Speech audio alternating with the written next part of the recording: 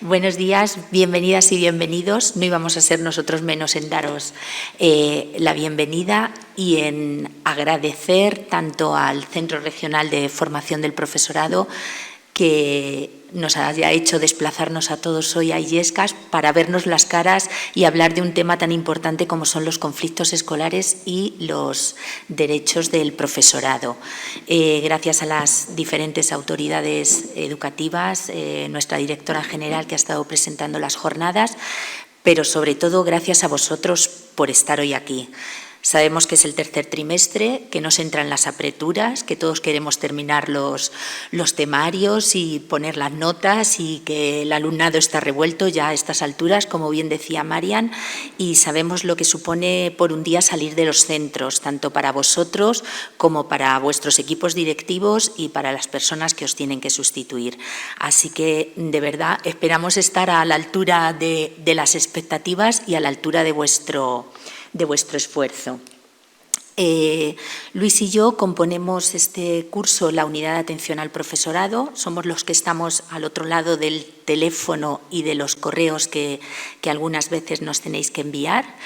Y bueno, intentamos hacerlo lo mejor posible dentro de las posibilidades de actuación que tenemos. Vamos a intentar explicaros y acercaros la unidad de atención al profesorado para que sea algo cada vez más conocido y sepamos dónde y cuándo podemos actuar y dónde no. Lo vamos a hacer intentando responder a estas 4 cuestiones que veis en la pantalla, qué es la unidad de atención al profesorado, cuándo actúa la unidad de atención al profesorado o cuándo tiene la potestad de actuar, cómo actúa y, por último, cuánto actúa. Como yo soy la que más hablo de los dos, pues yo me voy a ocupar de las 3 primeras cuestiones y a Luis le he dejado, como buen matemático, los datos numéricos que os los va a abordar. Al final de nuestra ponencia, si os parece, abrimos un turno de preguntas para que nos preguntéis sobre el funcionamiento de la UAP, porque bueno, los temas legales todavía nos perdemos un poquito y como va a haber diferentes ponencias de gente que sabe muchísimo más que nosotros de este tema, pues también a lo largo del día les vais a poder ir preguntando a ellos. Entonces, bueno, pues vamos a empezar a ver qué tal sale esto. Vale, para acercaros a la UAP hemos pensado que debéis saber dónde se encuadra la UAP. Espera. Ay, lo siento. No pasa nada. Estas son cosas del directo. Vale, perfecto, gracias Liz. ¿Dónde se encuadra la UAP? ¿Quién compone la unidad de atención al profesorado? ¿Por qué surge la UAP? ¿De dónde surge? Si hace unos años no estaba, ¿por qué ahora existe? ¿Y para qué sirve? La UAP, como bien ha dicho Marian, depende del Servicio de Organización Educativa y Centros, que a su vez depende en el organigrama de la Consejería de la Dirección General de Inclusión Educativa y Programas. En la normativa, exactamente los nombres de las direcciones generales y de los servicios no coincide con la que existe actualmente, pero actualmente depende de estos, en el organigrama de la Consejería, Dirección General de Inclusión Educativa y Programas y, por último, dentro de esta Dirección General del Servicio de Organización Educativa y Centros. La UAP la componemos 2 asesores técnicos educativos y nuestra jefa de servicio, Cristina Aranda. En este curso somos Luis y yo los que estamos, él ya estaba el curso pasado, yo me he incorporado este curso, pero a lo largo de estos años, desde que empezó a funcionar la unidad de atención al profesorado, han sido diferentes los y las asesores técnicos docentes que han pasado por ella, primero poniéndola en funcionamiento y después aportando cada uno su granito de arena para que esto funcione cada vez mejor y sea más cercano. Algunas de las asesoras que han formado parte durante otros cursos están aquí presentes y la verdad es que todos los que han pasado nos han dejado el listón un poquito alto para continuar. La UAP en Castilla-La Mancha surge a raíz de que se promulga la Ley de Autoridad del Profesorado en el año 2012. Es una ley general, como todas las leyes, que luego tiene que ir desarrollándose y concretándose en normativa más específica. Entonces, en el año 2013 se crea el Decreto 13, en el que concreta la ley de autoridad y en el que ya se habla de la creación de la unidad de atención al profesorado. Y el 20 de junio aparece la orden que regula el funcionamiento de la unidad de atención al profesorado y recoge, concreta de manera más precisa cómo tiene que funcionar y para qué tiene que estar esta unidad de atención al profesorado. Las funciones vienen recogidas en la diferente normativa que os acabo de nombrar, pero bueno, pues hemos hecho un pequeño resumen porque no nos gustan las diapositivas densas, porque la normativa está ahí y podéis acudir a ella. Una de las principales funciones de la unidad de atención al profesorado es atender, apoyar y asesorar. Cuando un o una docente es agredido en cualquier tipo de agresión o siente que puede ser agredido, creemos que es muy importante que al otro lado haya alguien que escuche, atienda y apoye, principalmente, y muchas veces trate de tranquilizar. Aparte, luego hay que dar el asesoramiento adecuado, pero creemos que este nivel personal sí que es muy importante en esos momentos. Por lo tanto, la primera función que viene recogida y para mí una de las más importantes es esta atención, apoyo y asesoramiento. También otra de las funciones que tiene la unidad de atención al profesorado es coordinarse con el servicio 112. Existe un protocolo firmado entre ambos servicios, entre el servicio 112 y la Consejería de Educación, que recoge que cuando un o una docente es agredido o siente que puede ser agredido por el desarrollo de su labor docente, puede marcar este número de teléfono, el 112, y con la consigna Seguridad Profesorado pone en marcha los dispositivos de emergencia que sean necesarios, tanto sanitarios, que esperamos que no tengan que actuar, como policiales, que acudirán al lugar donde este docente se encuentre para intentar evitar o parar la agresión de la que está siendo objeto.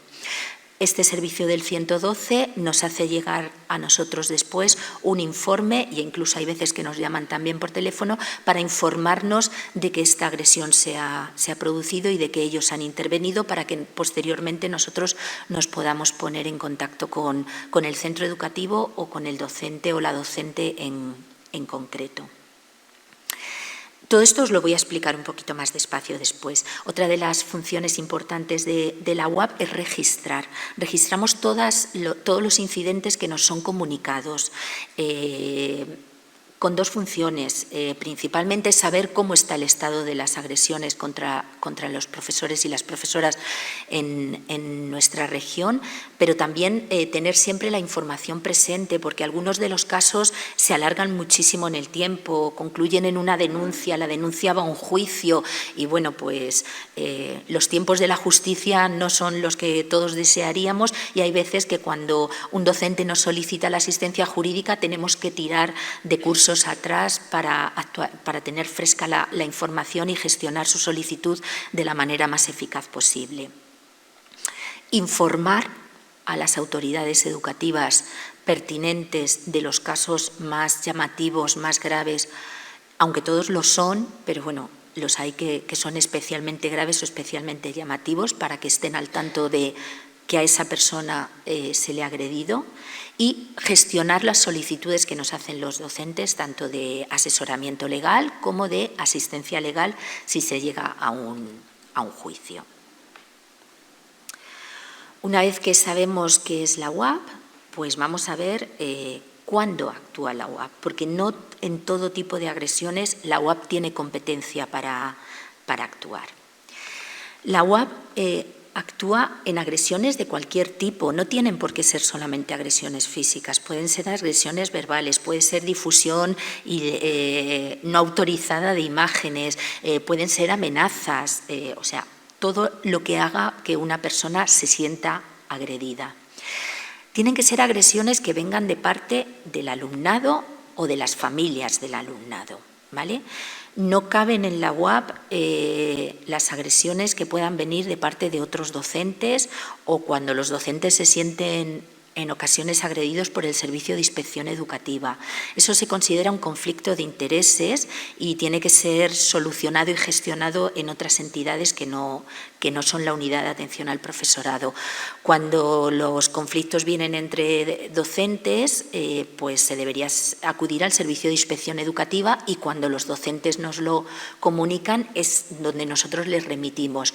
Y cuando un docente o una docente se siente agredido, acosado, amenazado por el Servicio de Inspección Educativa, tiene que acudir a otra serie de entidades como pueden ser las organizaciones sindicales.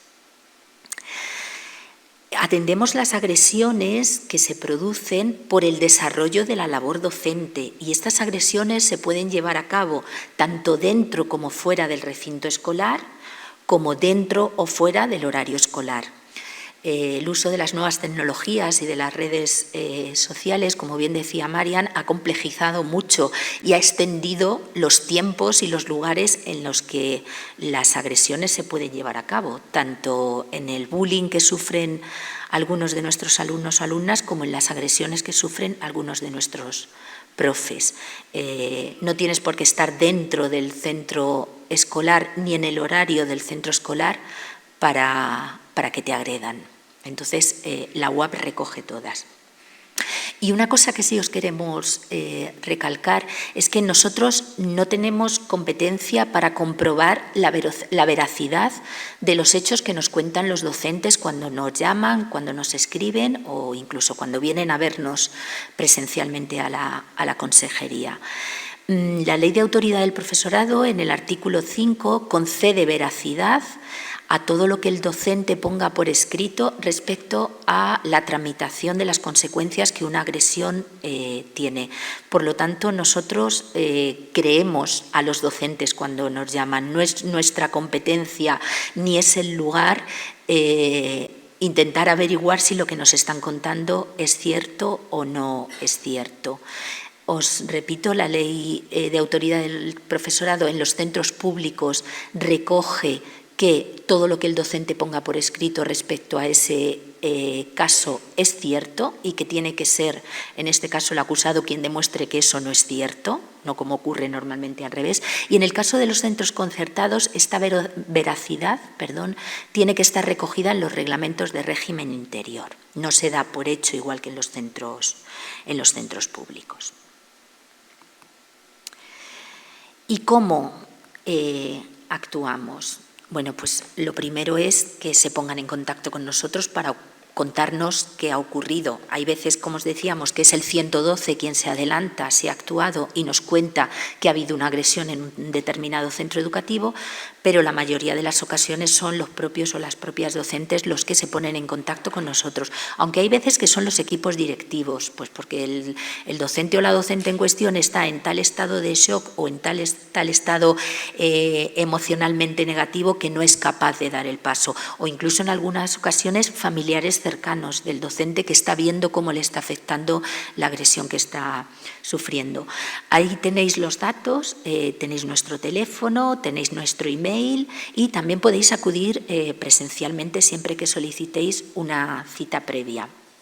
Nosotros estamos disponibles en el horario por la mañana de la consejería, pero sí que es cierto que las llamadas que se hacen por la tarde quedan grabadas en nuestros teléfonos y al día siguiente procuramos ponernos en contacto con la persona que nos ha llamado y los emails pues igualmente se responden si el email llega por la tarde, pues a la mañana siguiente lo respondemos.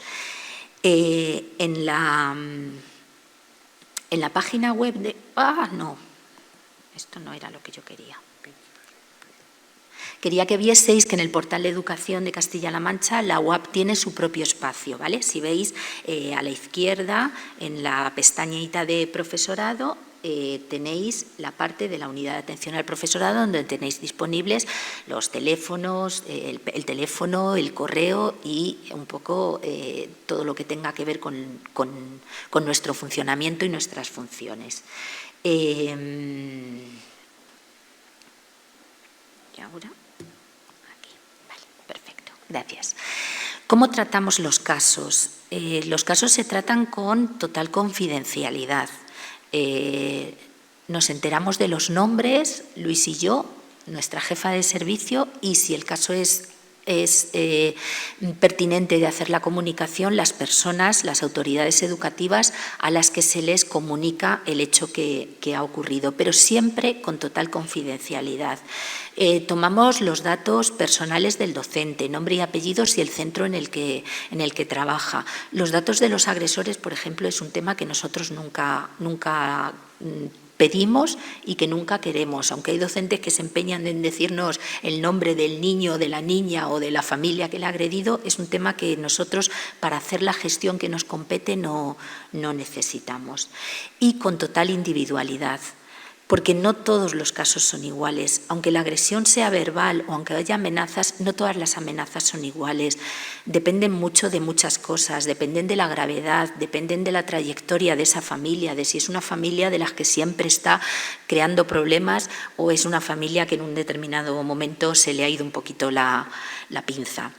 Depende también de la angustia con la que el docente esté viviendo esa agresión, porque no todos los docentes pueden emocionalmente gestionar esto de la misma manera. Por eso procuramos dar la individualidad que hace que cada uno, o intentamos que cada uno recibáis lo que necesitáis en ese momento.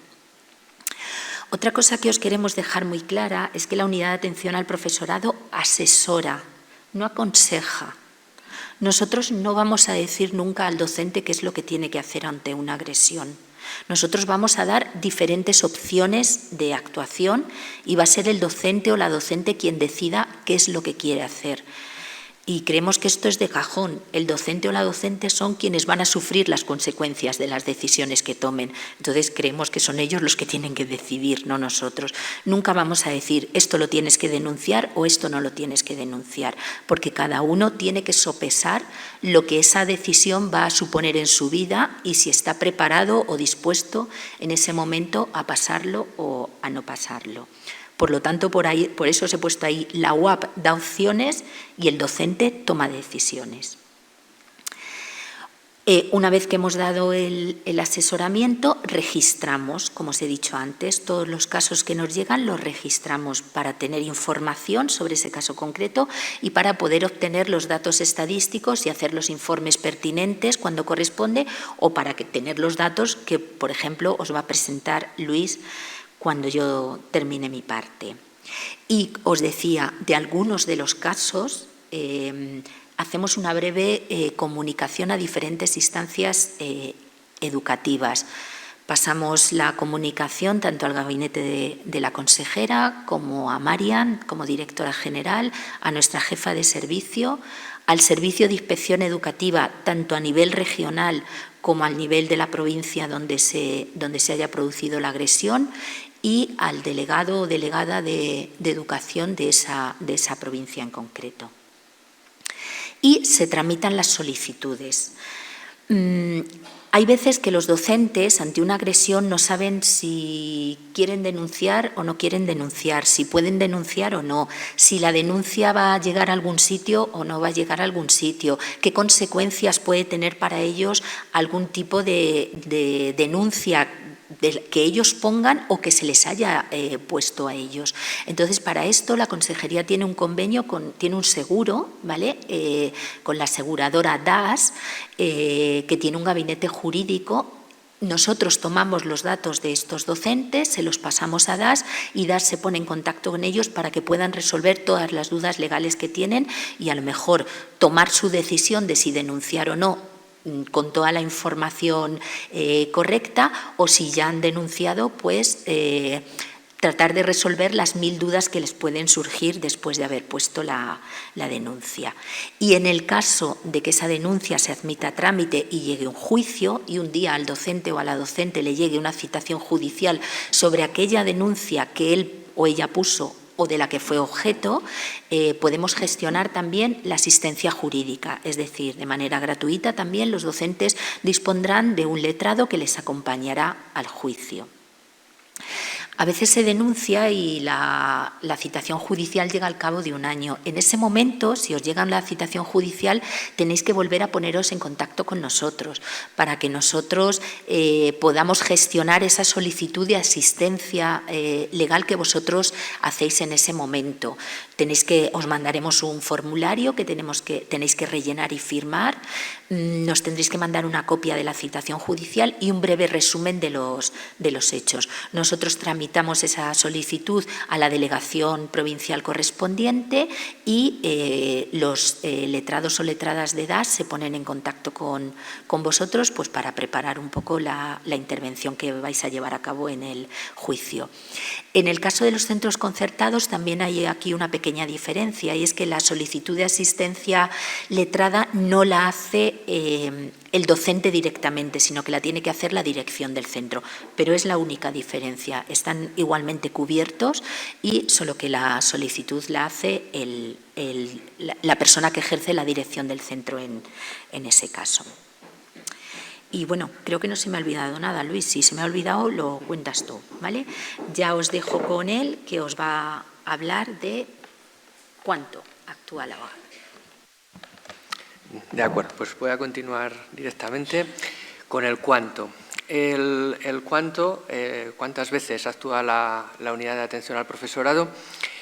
Contar los casos pues es fácil, sin embargo, ya el tema de clasificarlos y organizar un poco la información que nos llega, pues es un poquito más complicado. Muchas veces hay incidencias en las cuales, pues por ejemplo, si queremos clasificar a nivel pues, injurias, calumnias, difamaciones, amenazas, agresiones, pues ocurre a menudo que en una misma situación pues, se han dado varias cuestiones de ese tipo. Por ejemplo, pues, un docente ha podido ser difamado y al mismo tiempo han difundido imágenes sin su permiso y al mismo tiempo pues, ha sido agredido verbalmente. Entonces, en esa faceta, pues, intentamos darle mayor importancia a lo que a lo mejor el docente le da mayor importancia. Y no siempre, ante una misma situación, diferentes docentes pues, consideran que han sido agraviados más en un sentido que en otro. Entonces, esa es quizá un poquito la dificultad que tenemos. Sin embargo, pues bueno, vamos a ir analizando diferentes gráficos. Empezamos con un dato muy objetivo, que es el número de casos atendidos, y en el gráfico podemos ver cuatro columnas correspondientes a los últimos 4 cursos, desde el 19-20 hasta el 22-23.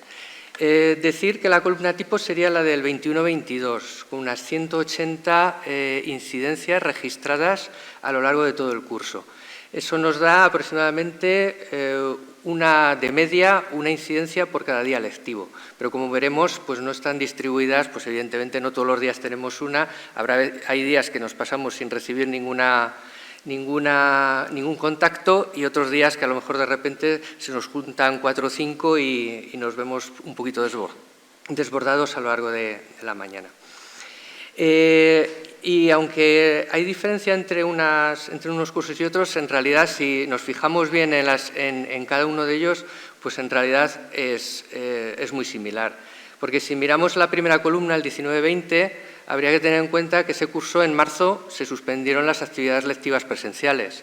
Por lo tanto, las incidencias que hubo en abril, mayo y junio pues fueron muy poquitas.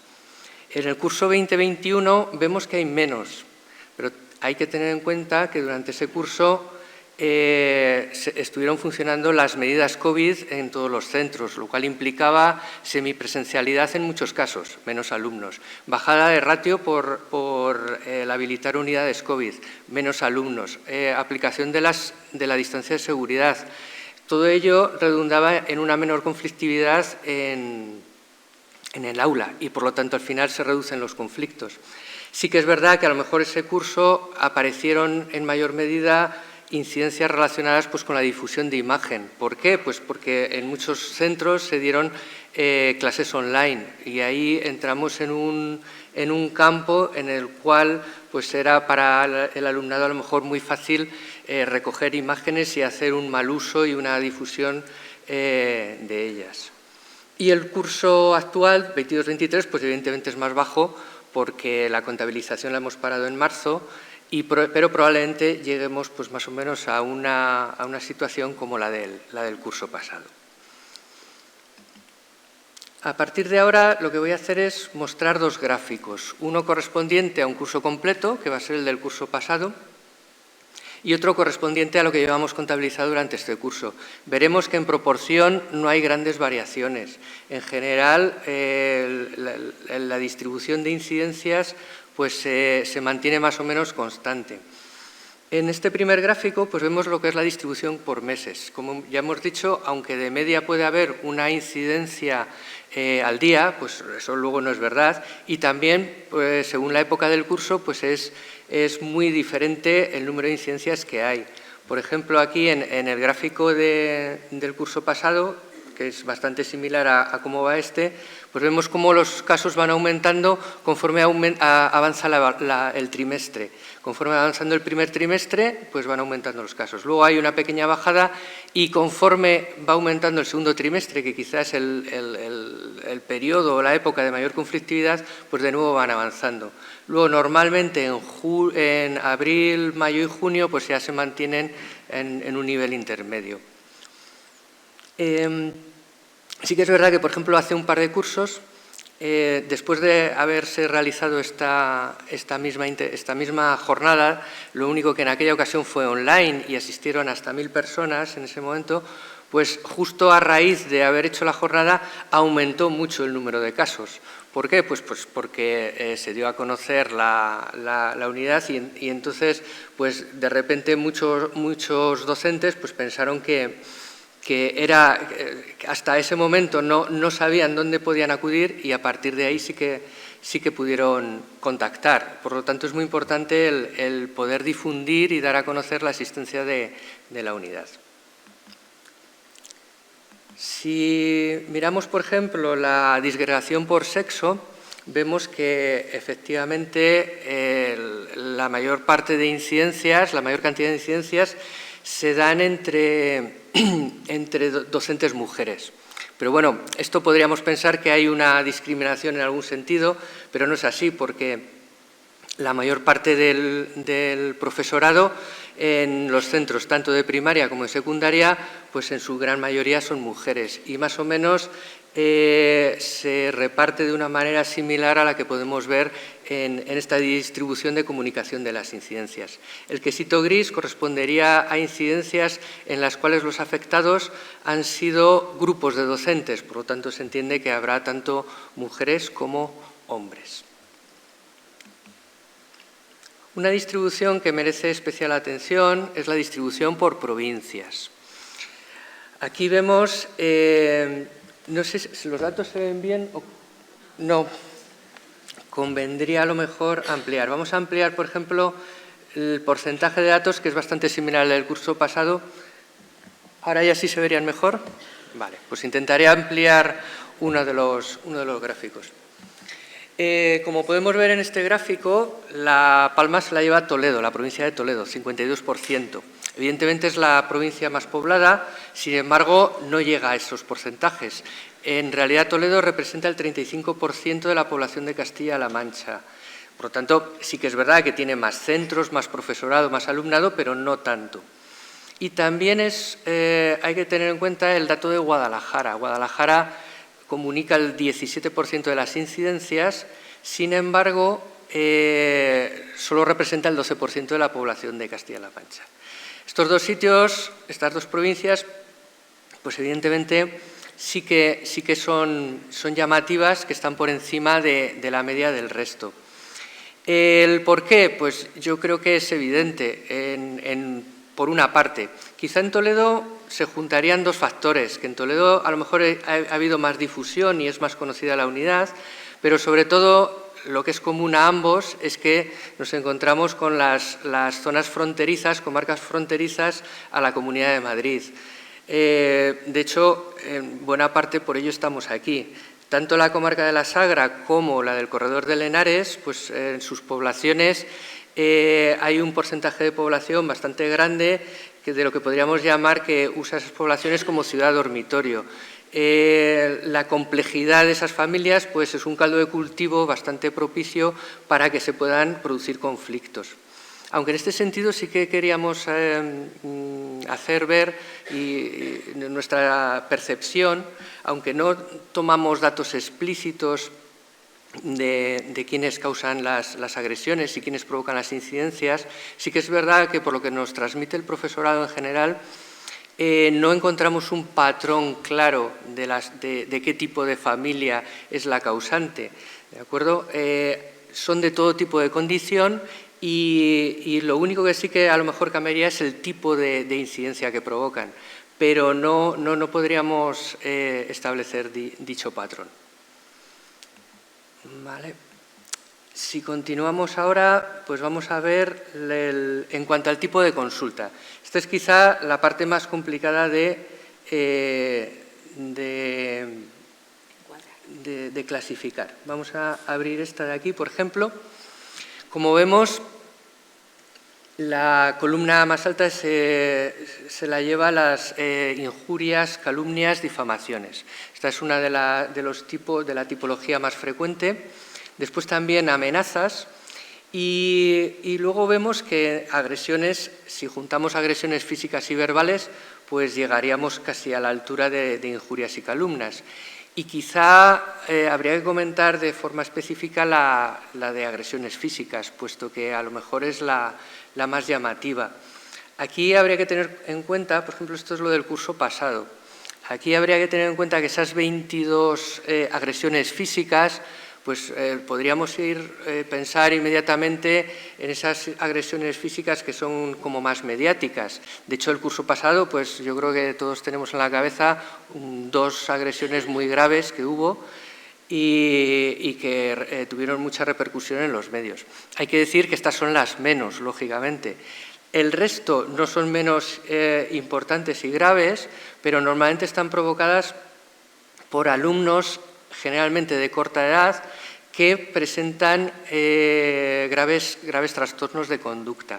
También algunas de ellas vienen comunicadas por los centros de educación especial, ¿vale? Entonces quería reseñar eso, que aunque son graves, no son estas que luego leemos en los medios de comunicación. Aquí también, aunque no vienen ahí reflejadas, porque realmente no las atendemos, como bien ha dicho mi compañera Raquel, vienen reflejadas las consultas que llamamos no-WAP. Muchas de ellas son cosas que realmente no tienen nada que ver, como en qué lugar estoy en la bolsa o de qué manera me puedo inscribir en las oposiciones. Pero bueno, esas pues redirigimos al lugar adecuado. Y luego hay unas cuantas que englobamos quizá en lo que podría ser conflictos laborales. Y entonces ahí es donde no somos competentes porque entraríamos en un conflicto de intereses y ahí pues redirigimos o bien al servicio de inspección o bien a lo mejor a alguna organización sindical, pero no podemos entrar en ello. De esas llamadas, en total, entre unas y otras, podemos recoger más de 50 llamadas a lo largo del curso.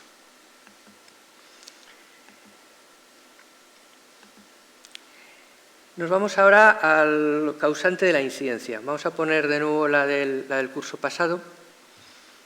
¿Vale? Y aquí, pues bueno, la mayor parte son las familias, ¿de acuerdo? Pero bueno, el alumnado también. Lo que sí que resulta bastante curioso es la distinción de género en cuanto al causante. Si nos vamos al terreno del alumnado, vemos que mayoritariamente son los alumnos frente a las alumnas quienes causan la posible incidencia. Mientras que si nos vamos al terreno de las familias, pues resulta justamente al revés. Son las madres las que en un porcentaje bastante superior respecto a los padres los que provocan ese tipo de... Normalmente, en el caso de las familias, suelen ser pues, temas como injurias, difamaciones, ¿de acuerdo? Y resulta realmente curioso.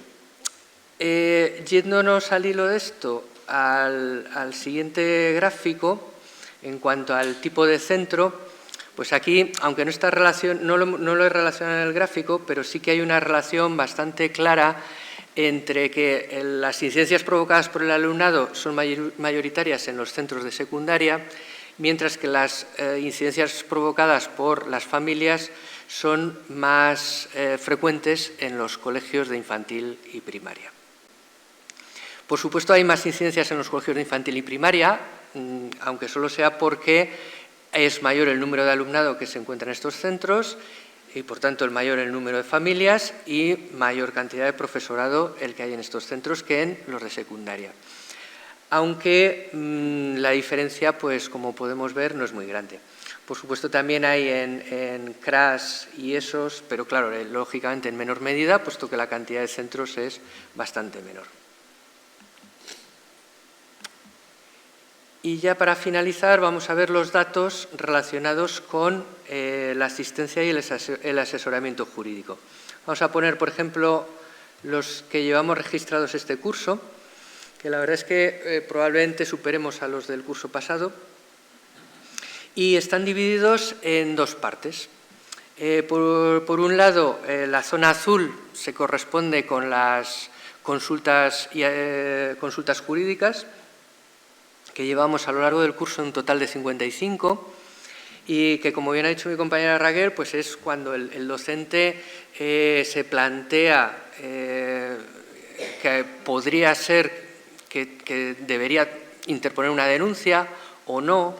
Entonces, claro, nosotros ahí no podemos aconsejar de ninguna manera. Es el docente el que tiene que tomar la decisión.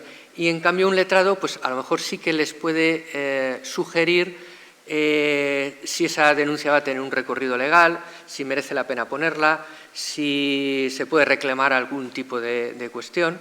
Entonces, como vemos, son bastante frecuentes las consultas que se hacen. Funciona de tal manera que, como bien ha dicho Raquel, nos facilita el docente una serie de datos, nosotros se lo transmitimos a la empresa y en un plazo de 48 horas se habrá puesto en contacto telefónico con el docente. Y en el otro color tenemos las asistencias jurídicas. Este curso llevamos 5, aunque ahora mismo estamos tramitando 3 nuevas. Y en estos casos el trámite es diferente. Necesitamos el visto bueno y el informe favorable de la delegación de la provincia correspondiente. Y aquí ya sí que un letrado o una letrada va a acompañar al docente en la citación judicial que haya podido tener.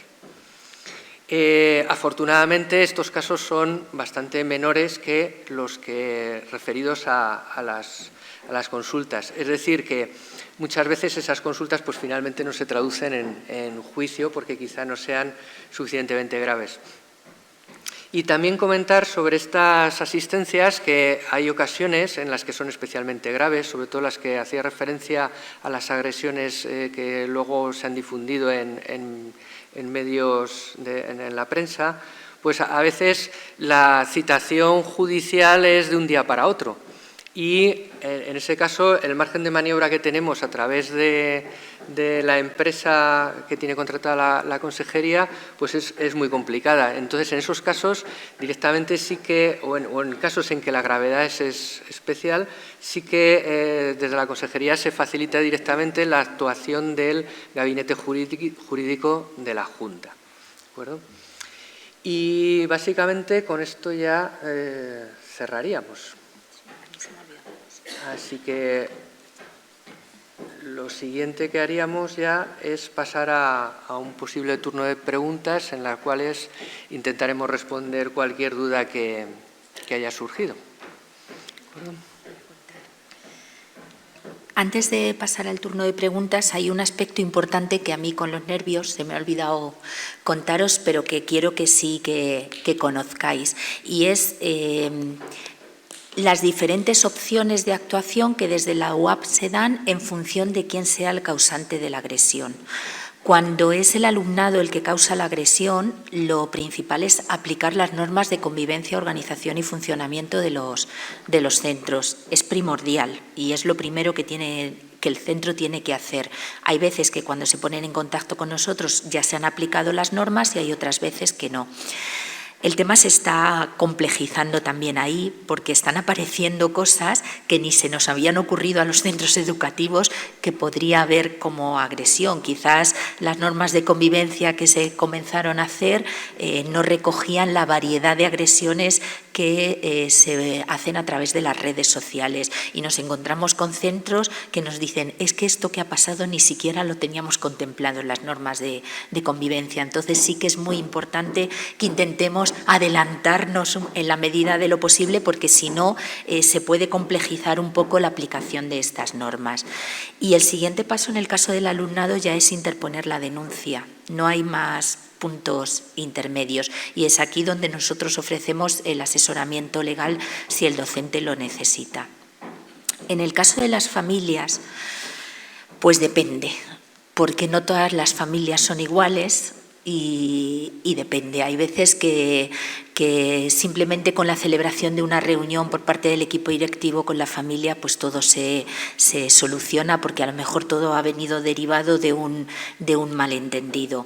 Pero hay veces en que la reunión no llega a buen puerto o no es suficiente. Entonces ofrecemos desde la unidad de atención al profesorado otra opción que es el envío por parte del equipo directivo, en este caso del director o la directora del centro como responsable último de la convivencia en el centro, de unos modelos, de un escrito a la familia. Nosotros ofrecemos 2 modelos, pero tienen que ser los centros, y esto sí que queremos que quede muy claro porque hay veces que ha habido malentendidos, tienen que ser los centros, el equipo directivo y el docente o la docente que han sido agredidos, si es que no eran los propios miembros del equipo directivo, quienes deciden si lo envían o no lo envían a la familia. ¿Por qué? Pues porque hay veces, como os decía, que a una familia se le va un poquito la olla y mete la pata, pero tú tienes una reunión con ellos o les mandas un escrito de ellos de este tipo y ellos pues un poco se dan cuenta de que las cosas por ahí no pueden ir y reculan. Pero hay veces que justamente lo contrario y el envío de este escrito puede incluso complejizar más la cuestión. Entonces, vosotros como centro sois quienes mejor conocéis a vuestras familias y quienes tenéis que sopesar las consecuencias que el envío de estos escritos puede tener en el caso concreto. Como os decía, nosotros tenemos un modelo que se envía al centro educativo y vosotros, después de sopesar si lo enviáis o no y si enviáis uno o los 2, que ahora os voy a explicar un poquito en qué consisten, lo adaptáis al caso concreto que ha ocurrido en vuestro centro y lo enviáis. Hay 2 modelos, uno es de advertencia y otro es de solicitud de reparación del daño moral. En el primero, que nosotros entendemos que es un poquito más suave, que sería el de advertencia, lo que se hace es recordarle a esa familia que como docentes estamos amparados por la ley de autoridad del profesorado y que su comportamiento o su actitud está siendo del todo contrario a nuestros derechos como docentes y que de persistir en ese comportamiento o en esa actitud, pues se tomarán las medidas legales y educativas que correspondan. Y en el otro se da un pasito más y ya se le solicita, mediante la petición de disculpas, que repare el daño moral que ha ocasionado al docente pues con su agresión, con sus amenazas o con sus difamaciones, etcétera. Hay veces que la agresión es tan grave que ya estamos tan hartos de esa familia que no para de generar problemas por donde va pasando, aunque cambie de centro, que ya el docente se plantea una denuncia. Pues ya estaríamos en el mismo caso que con el alumnado. Ofrecemos nuestro asesoramiento jurídico por parte de DAS aseguradora y ya los docentes deciden si quieren o no quieren denunciar. Y en función de que pongan o no la denuncia y de que la denuncia se admita a trámite, pues se llegaría, igual que en el caso del alumnado, a la asistencia jurídica si se llega a un juicio. Me parecía importante que lo conocieseis y por eso no quería terminar sin haberoslo explicado. Ya abrimos el turno de preguntas por si queréis preguntar.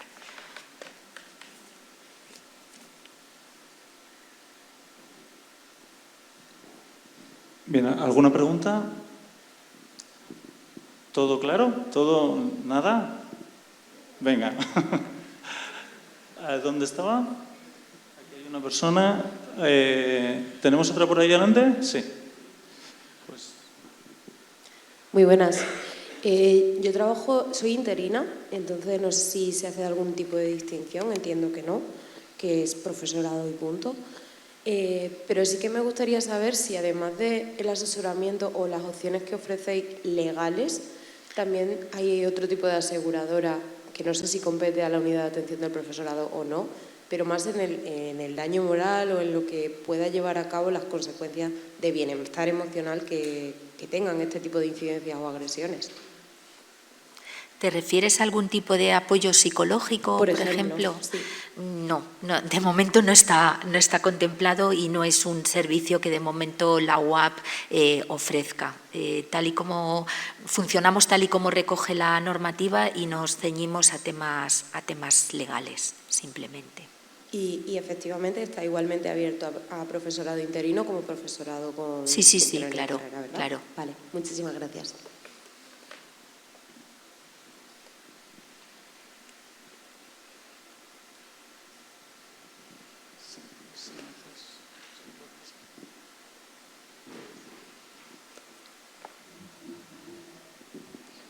Hola, buenos días. A ver, es que nosotros tenemos una duda. Resulta que nos comentan que el delito de injuria no puede ser denunciado en la Guardia Civil. Es decir, primero se debería hacer el modelo este que estáis diciendo y una vez que la familia rechaza el modelo, que es lo más normal, habría que ir directamente al juzgado con un letrado. Y es que ese proceso, la verdad es que nos perdemos ahí un poco, porque yo eso no lo había escuchado nunca. Pero en la Guardia Civil nos han dicho que eso no se denuncia en la Guardia Civil. Y de hecho estaba leyendo el Código Penal porque nos dijeron el artículo donde venía y realmente no se procede con la denuncia, que era el artículo 215 del Código Penal, y ahí te lo dice. Bueno, sí, esta pregunta yo creo que va a ir mejor dirigida hacia el juez de menores que nos va a poder un poco, y a la empresa aseguradora DAS, que nos va a poder un poco orientar, sobre todo en temas legales.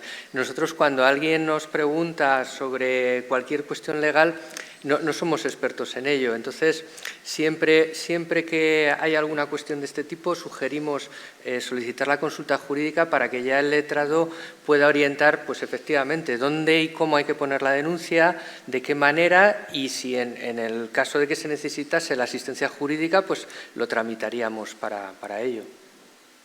Vale, entonces, muchas gracias. si eso lo... Vale.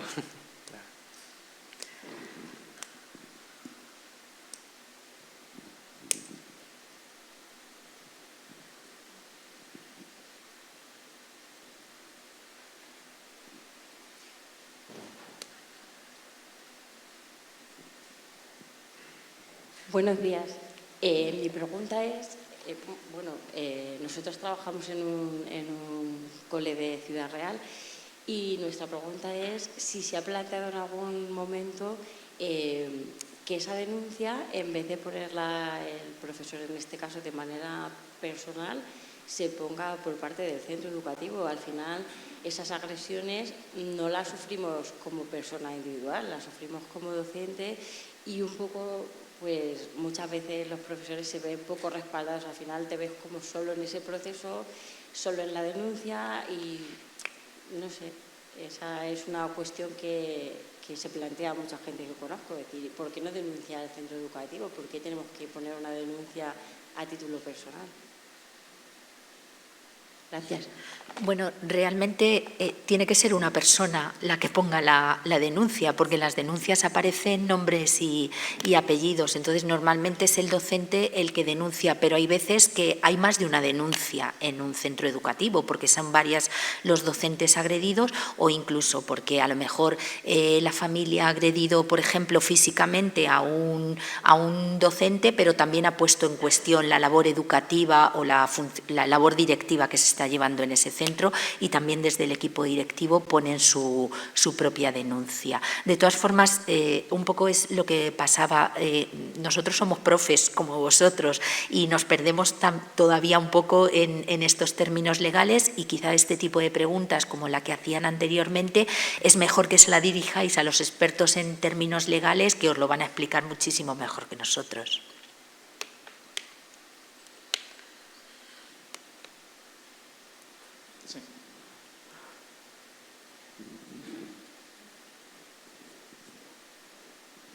Esto simplemente es curiosidad. Habéis comentado que cuando los conflictos, bueno, el conflicto de interés que surge entre el docente y los equipos de inspección, ¿no? Los inspectores y inspectoras que van a los centros. No sé, no creo que ocurra muchas veces esto, pero puede ocurrir. ¿Y ocurre también entre los docentes y los equipos directivos? ¿También hay conflicto de intereses con frecuencia? Sí, también. Hay veces que nos llaman docentes pues que sienten acoso laboral por parte de su equipo directivo y la UAP no tiene competencia ahí para actuar. ¿Y en ese caso qué se hace? Remitimos al Servicio de Inspección Educativa. Vale. ¿Y en el caso de los inspectores con los docentes o equipos directivos? Pues remitimos casi siempre a organizaciones sindicales. Algún sitio, casi todos los sindicatos tienen su propio gabinete jurídico para que expongan su tema y vean hasta qué punto se puede a nivel sindical. Actuar o no. Nosotros solo podemos actuar cuando las agresiones que siente o percibe el docente vienen por parte del alumnado o de las familias. ¿Y también ocurren casos entre docentes y docentes? ¿También hay? Sí. También surgen. Y ahí sí que, quizá quien tendría que mediar, a quien dirigimos es lógicamente el equipo directivo. Ya. Ajá. Sí, pero es solamente por curiosidad. Sí, pero sí llegan. Son pocos, pero sí llegan. Sí llegan, ¿verdad? No, ocurre mucho, lo que pasa es que ya, llegan pocos. A los que nos llegan a nosotros, me refiero. A eso voy. Sí. Muchas gracias.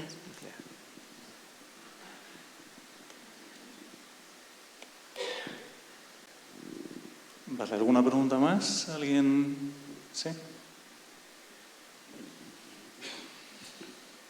Hola, buenos días. Bueno, yo quería simplemente hacer una sugerencia como miembro de un equipo directivo que soy. Soy director aquí en la Sagra y ya saben que la Sagra baja y alta pues está despuntando a todos los niveles. Yo sugeriría que siguieran reforzando el servicio de inspección. Creo que hace falta más inspectores, pero creo que se están olvidando de los equipos directivos. Creo que los equipos directivos en los colegios adolecen de personal. Creo que comparándonos con los IES, que lo necesitan, obviamente, los equipos directivos necesitarían un jefe de estudios adjunto, para la convivencia sobre todo. Creo que llevamos mucho tiempo sin modificar el organigrama de un equipo directivo y si estamos en una sociedad diferente, creo que ahora es muy básico. Entonces, yo es una propuesta que les hago para el futuro, aprovechando que está la directora general de Inclusión Educativa y nada más. Gracias por esta jornada. Gracias.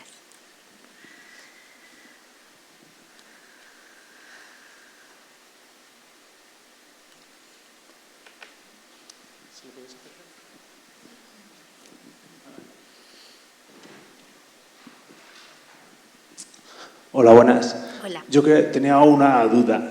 Cuando hay un acoso o una agresión verbal o física a un docente y se demuestra que eso ha pasado, ¿cuál es el resultado posterior con la familia, con el alumno o la alumna que lo ha hecho? Porque muchas veces no vemos que eso pasa, nos sentimos intimidados, amenazados, pero al cabo de una semana, 2 semanas, tenemos que volver al puesto de trabajo con esa familia o ese alumno. Entonces, muchas veces no es fácil.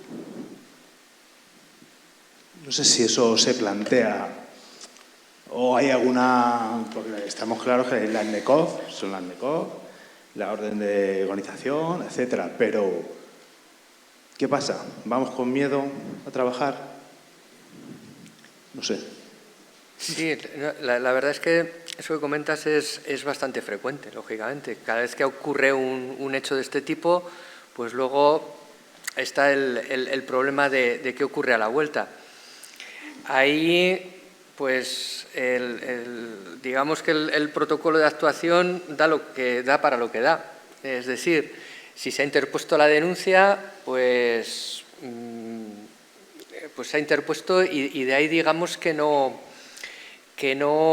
podemos ir más allá. Si de alguna manera, en algunos casos, pocos, los más graves, pues sí que han podido dictar algún tipo de medida cautelar por parte de la propia Guardia Civil incluso, pero en la mayor parte de los casos pues ya tiene que ser desde el centro que de alguna manera se puedan articular algún tipo de medidas que puedan minimizar ese impacto en el cual que puede suponer el hecho de la vuelta de nuevo a tener un contacto directo con esas... porque cuando es con familias, pues sí se pueden adoptar medidas cautelares en el sentido de que no se acerquen al centro, de que no vuelva a haber contacto con el docente, de que siempre pues algún miembro del equipo directivo esté presente en cualquier comunicación que vuelva a haber con la familia. En el caso del alumnado, pues ya tienen que ser medidas internas dentro del propio centro. Pero sí que es verdad que ahí se crea un poco esa situación de indefensión que igual habría que intentar trabajarla un poco para intentar remediarlo. Los casos varían mucho en su complejidad y bueno, pues en este caso nos encontraríamos en el mismo caso que un niño que sufre bullying y que tiene que volver al centro, y el centro trata un poco de poner medidas que intenten paliar que el niño esté en contacto con sus agresores. Pues quizá en este caso sería lo mismo, que el centro procure que ese profesor no esté nunca a solas con ese alumno, porque como bien os decía Luis, en el caso de las familias quizás es más fácil y sí que hemos tenido a veces, debido a la gravedad de las agresiones, juicios rápidos que han dictado órdenes de alejamiento, ¿vale?, para esas familias respecto al centro educativo o al profesor, y que los únicos tipos de contacto que puedan tener sean a través de correo electrónico o ese tipo. Pero sí que es cierto que hay casos muy, muy difíciles. O sea, nos hemos encontrado este año un caso de una docente a la que la propia Guardia Civil le recomendó que no denunciase a esa familia. Pero claro, como nos podemos encontrar en cualquier situación de nuestra vida, con personas demasiado conflictivas y en las que es muy importante sopesar qué voy a ganar más, si yendo a por ellos o intentando evitarles. Hola, buenas. Yo quería solo hacer una reflexión. Habéis dicho que desde la unidad de atención del profesorado nunca registráis los datos del agresor, aunque a veces os los quieren compartir. Y a mí me surge la duda de si no sería interesante sí tener algún tipo de registro en ese sentido, sobre todo para luego, cuando se hacen las estadísticas, tener en cuenta si los agresores, qué porcentaje son reincidentes. Y como habéis dicho antes, incluso van trasladándose de centro en centro, la van liando muy gorda en un centro, ahí llega a un nivel de tensión brutal, e incluso a veces el servicio de inspección autoriza un traslado de centro en mitad de curso porque la situación se está yendo por completo de las manos. Entonces, a lo mejor, de cara a hacer la estadística con el único objetivo que la Administración intentase analizar cuántos casos hay de estos y qué otras soluciones se podrían dar, si hubiese alguna, pues yo creo que sería interesante.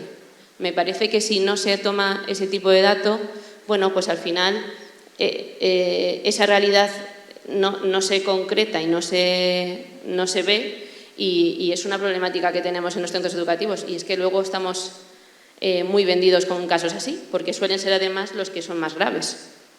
Entonces, no sé, creo que a lo mejor habría que hacer algo al respecto. Ya digo, no tanto porque figure luego en la estadística y sin más, sino para intentar entre todos ver si se podría hacer desde las administraciones otro tipo de seguimiento o medidas con ese tipo de familias en concreto, ¿no? Una mayor atención de servicio de inspección, porque a mí en mi caso soy directora de un centro en Mocejón, y tenemos una familia que viene de otros 2 centros educativos con muchos conflictos, y bueno, pues por ejemplo, un conflicto que tuvimos este año, tuve que ser yo quien, a la inspectora que me atendió en ese momento, que a su vez había atendido a la familia previamente antes que a mí, le tuve que informar de la gravedad de la familia en concreto. La propia inspectora no era conocedora del historial de esta familia. Entonces yo creo que ahí perdemos datos y nos vemos perjudicados la administración en general. Era solo una reflexión.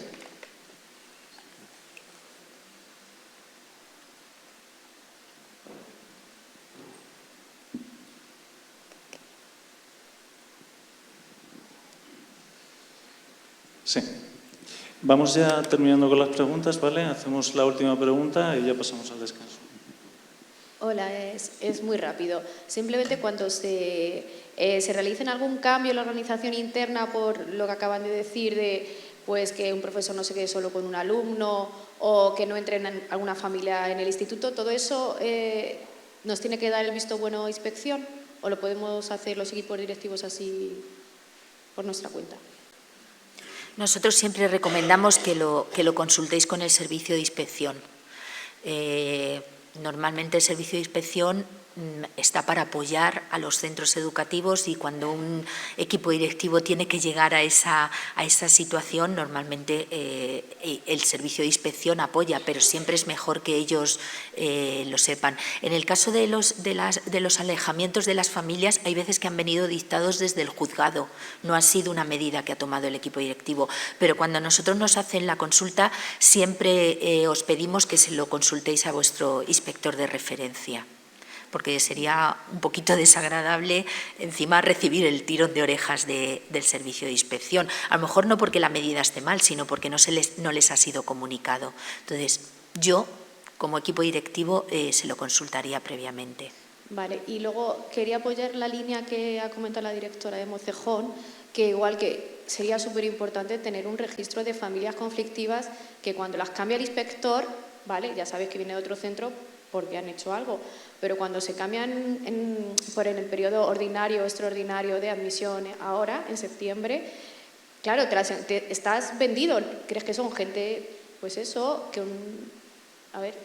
no son conflictivas y luego te encuentras ahí pues con todo eso. Entonces, que por favor que se tome en cuenta y muy, muy importante, por favor. A ver, yo aprendí una cosa cuando me preparé las oposiciones, que es que hay cosas que se pueden decir pero no se pueden poner por escrito. Entonces, yo veo un problema a poner, o veo varios problemas a poner nombre y apellidos a los agresores. Primero de todo, que a nosotros, aunque esté mal decirlo, no nos sirve absolutamente para nada porque no tenemos ningún poder de actuación ante eso. Tendría que ser, si acaso, el servicio de inspección educativa, como bien decís, pues para tener un conocimiento. Pero por otra parte estamos generando expectativas ya. O sea, si a mí como equipo directivo me avisan de cuidadito con la familia o el alumno que te viene, pues eso ya está generando expectativas. Es como lo típico esto de la profecía autocumplida, ¿no? Cuando te dicen que te viene un alumno malo, muchas veces ya vemos más cosas de las que realmente hay. Entra en juego también el tema de protección de datos. Nosotros no podemos pedir datos de otras personas, aparte de que a nosotros no nos servirían para nada. Entonces, yo creo que ahí hay muchos temas tanto legales como a nivel educativo que habría que valorar antes de hacer un registro de familias o alumnado conflictivo. Y es mi opinión personal, ¿eh? Esto no es de la UAP.